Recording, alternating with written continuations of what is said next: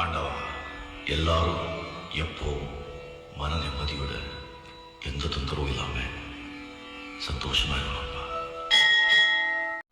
வணக்கம் மக்களே. நமக்கு பிடிச்சது சாப்பிட்ணும், நாம் படித்த ஸ்கூலுக்கு போகணும், அருவியில் குளிச்சுட்டு முருகன் கோயிலுக்கு போகணும், சொந்த ஊருக்கு போகணும், நாம் வச்ச தென்னை மரத்தில் இளநீர் சாப்பிட்ணும். இது எல்லாமே நடக்கணும், அதுவும் ஒரே நாளில் முடியுமா? முடியும். பெங்களூர்லேருந்து என்னோடய பைக்கை எடுத்துகிட்டு பசுபதி விட்ரா வண்டியை ஆல்மோஸ்ட் பெங்களூர் பார்டர் வந்துட்டேன். ஸோ நம்ம தமிழ்நாடை தொட போகிறோம்.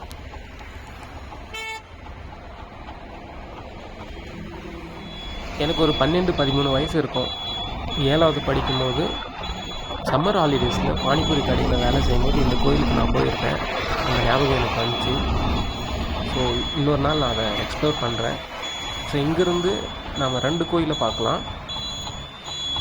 நீங்கள் ஒசூர் அப்படின்னா இந்த 2 கோயிலோட பேரை வந்து கமெண்ட்டில் சொல்லுங்கள், நானும் தெரிஞ்சுக்கிறேன்.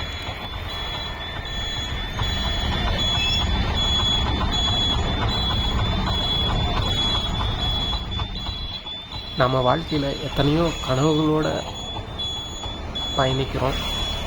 சம்டைம்ஸ் இந்த மாதிரியும் நடக்கலாம். நாங்கள் ஒரு இளநீர் கடையை பார்த்தேன். அந்த செட்டப்பே ரொம்ப அழகாக இருந்தது. என் கண்ணில் பட்டவை இது உங்களுக்காக. பொம்மலாட்ட வாழ்க்கை தான் இது. ஒரு வழியாக கிருஷ்ணகிரி தாண்டி நாம் வாணியம்படி கிட்ட நெருங்கிட்டோம். ஆக்சுவலி இப்போ எங்கே இருக்கோம் அப்படின்னா புத்துக்கோயில் அப்படின்ற இடத்துல தான் இருக்கோம். இந்த கோயில் ஒரு தனி சிறப்பு இருக்குது. இந்த கோயிலை எடுக்கணும் அப்படின்னு சொல்லிட்டு நேஷ்னல் ஹைவேஸ் ரொம்ப பிளான் பண்ணாங்க. ஏன்னா தங்க நாற்கர திட்டம் கன்னியாகுமரியிலிருந்து ஜம்மு காஷ்மீர் வரைக்கும் அந்த ரோடை ஹைவேஸ் போடணும்னு சொல்லும்போது இந்த கோயில் வந்து இடைஞ்சலாக இருக்குது அப்படின்னு அவங்க பிளான் பண்ணி இதை எடுக்கணும்னு நினச்சாங்க. ஆனால் முடியல. அது ஒரு இன்ஸ்பைரிங் ஸ்டோரி. அதை நான் செப்பரேட்டாக ஒரு வீடியோவிலே போடுறேன். இந்த கோயிலை எடுக்க ட்ரை பண்ணி ஃபெயில் ஆகிட்டு அது முடியாமல் போனதால் இந்த கோயிலை டச் பண்ணாமல் ஒரு பிரிட்ஜு கட்டிடலாம் அப்படின்ற மாதிரி பிளான் பண்ணி இந்த பிரிட்ஜு எடுத்துட்டாங்க. கன்னியாகுமரியிலேருந்து காஷ்மீர் வரைக்கும் நாம் எடுத்துக்கிட்டால் ஒரு பிரிட்ஜுக்கு கீழே கோயில் இருக்குது அப்படின்னா இதுதான் முதல் கோயில். மிகவும் சக்தி வாய்ந்த கோயில் அப்படின்னு சொல்கிறாங்க. எங்கள் ஊர்லேருந்து ஆல்மோஸ்ட் ஒரு 20-23 கிலோமீட்டர் தூரத்தில் தான் இது இருக்குது. அருள்மிகு ஸ்ரீ புத்துமாரியம்மன் திருக்கோயில், அங்கே தான் நம்ம இருக்கோம். இந்த கோயிலை அடுத்து நமக்கு வாணியம்பாடி வரும். வாணியம்பாடியிலிருந்து ஆலங்காயம். ஸோ அங்கே தான் போக போகிறோம். வாணியம்பாடி அப்படின்னாலே இஸ்லாமிய காலேஜ் தான். இதுதான் மக்களே நான் படித்த ஸ்கூல். IELC 1ஆம் வகுப்புலேருந்து 5ஆம் வகுப்பு வரை இங்கே தான் படித்தேன். சத்துணவு தான் நாங்கள் சாப்பிட்டோம். இந்த ஸ்கூல் வந்து நெக்ஸ்ட்டு 5th-லேருந்து 10th வரையும் நான் இங்கே தான் படித்தேன். என்ன சொல்கிறது, நான் உள்ளே என்ட்ரு ஆகும்போதே எனக்கு பயங்கர நாஸ்டால்ஜிக் அப்படின்னு சொல்லுவாங்க இல்லையா. நிறைய மாடிஃபை பண்ணியிருக்காங்க. இந்த ஒவ்வொரு புளிய மரம் தான் எங்களுக்கு கிளாஸ் ரூம். இப்போல்லாம் புதுசாக கட்டியிருக்காங்க. இங்கே தான் 6th ஸ்டாண்டர்ட், 5th அப்புறம் இங்கே தான் வந்து படித்ததே. மழை வந்தால் இங்கே தான் நாங்கள் நின்றுட்டுருப்போம். என்ன மேடம் அடித்தது, நான் பசங்களை அடித்தது எல்லாமே ஞாபகம் வருது. சைடில் தான் நாங்கள் சைக்கிளெல்லாம் பார்க் பண்ணுவோம், லெஃப்ட் சைடில். ஸ்கூலுக்கு அடுத்தது எங்களை வளர்த்தது இந்த தியேட்டர்னே சொல்லலாம். நிறைய படங்கள் பார்த்து அழுதுருக்கோம், சிரிச்சிருக்கோம், என்ஜாய் பண்ணியிருக்கோம். ஆலங்காயம் அடுத்து இது தாங்க எங்கள் ஊர், திருப்பதி கங்கை அம்மன். இயர்லி ஒன்ஸ் திருவிழா ரொம்ப சிறப்பாக நடக்கும். அதனுடைய வீடியோஸ் நான் ஆல்ரெடி நம்ம இதில் போட்டிருக்கேன், பாருங்கள். இது நரசிங்கபுரம் ஏரி. நிறைய மெமரிஸ் இங்கே. மீன் பிடிச்சிருக்கோம். இந்த புளிய மரம் தான் பேய் புளிய மரம் அப்படின்னு சொல்லுவாங்க. அந்த காலத்தில் பேய் பிடிச்ச பெண்களெல்லாம் கூட்டு வந்து அவங்களுடைய முடியை வந்து இங்கே தான் ஆணியில் அடிப்பாங்க. இதுதான் ஸ்கூல், நரசிங்கபுரம் ஸ்கூல்.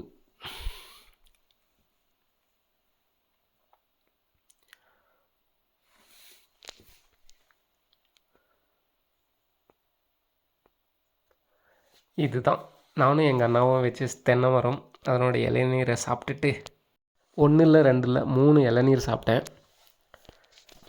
இப்போ நீங்கள் பார்க்குறது நான் எல்கேஜி படித்தேன். நான் எல்கேஜி மட்டும்தான் படித்தேன். அதுதான் மிட்டூர் அப்படின்ற கிராமத்தில் இது இருக்குது. இங்கே நான் 10th முடித்ததுக்கப்புறம் +1 +2 இந்த ஸ்கூலில் தான் படித்தேன். ஓரளவுக்கு நான் நினச்ச எல்லாத்தையும் கவர் பண்ணிட்டேன். என்னுடைய ஸ்கூல்ஸ், சொந்த ஊர், வீடு எல்லாத்தையும் கவர் பண்ணிட்டேன். இப்போது நம்ம ஜலகாம்பாறை அருவி, சரி வாங்க போகலாம். ஒரு மரம் வளர்ப்பவன் மனிதன், பல மரங்களை வளர்ப்பவன் மாமனிதன். இங்கே போகிற வழியில் நிறைய பேர் கார், பைக்கெல்லாம் வச்சுட்டு ஃபோட்டோ ஷூட்டெல்லாம் பண்ணிகிட்ருந்தாங்க.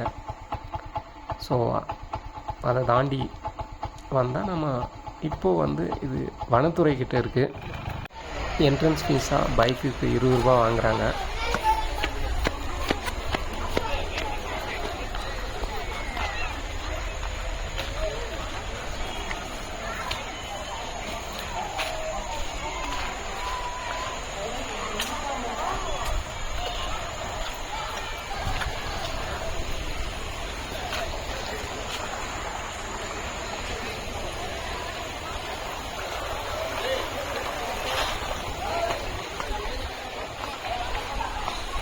வெங்கடேச பெருமாள் சுவாமி கோயில் இருக்குது.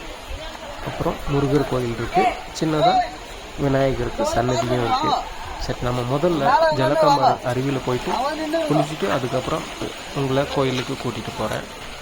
பயங்கரமாக ரெனோவேட் பண்ணியிருக்காங்க. இப்போது பார்க்குறதுக்கே அவ்வளோ அழகாக இருக்குது. குழந்தைங்களெல்லாம் கூப்பிட்டு வந்தால் கண்டிப்பாக ஒரு ½ டே ஒரு பட்ஜெட் ட்ரிப் அப்படின்னா ஜலகாம்பாறையை கண்டிப்பாக சொல்லுவேன்.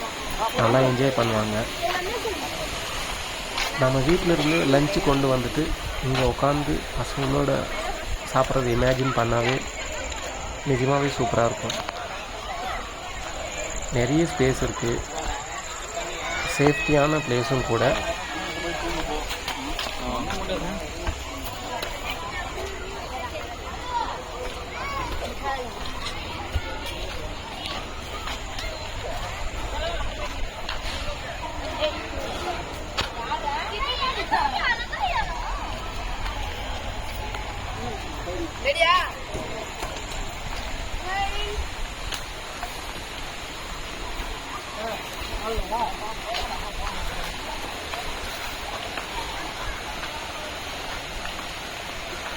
ஏன் இப்போ பிஞ்சிடும் அது?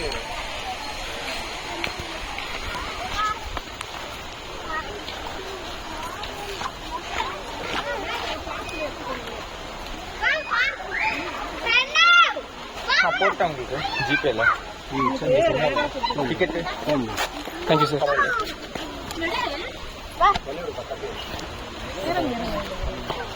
ஓ சாரி சார், ஒரே நிமிஷம். தலையெல்லாம் ஈரமா.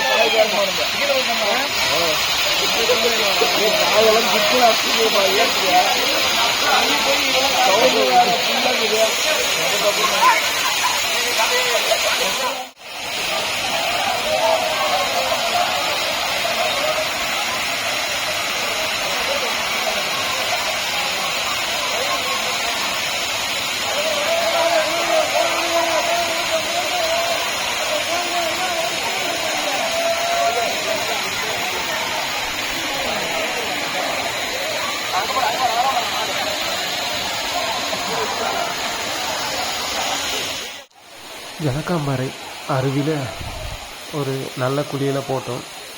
உடம்பெல்லாம் ஃபுல்லாக மசாஜ் செய்கிற மாதிரி இருந்தது. ஸோ அதுக்கப்புறம் நம்ம இங்கேருந்து இந்த வியூவை பாருங்கள் எப்படி இருக்குன்ட்டு.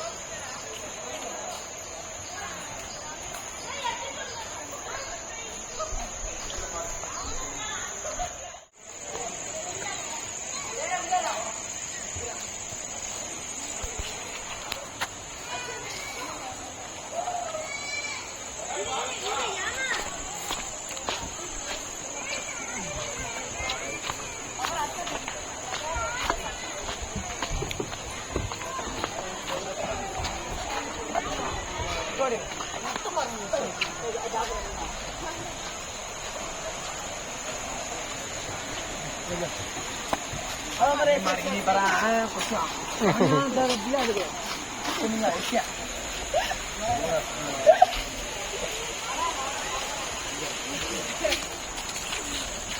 Jangan, ini tak. Oh ya tuh kayak itu. Mantra, aku tuh mau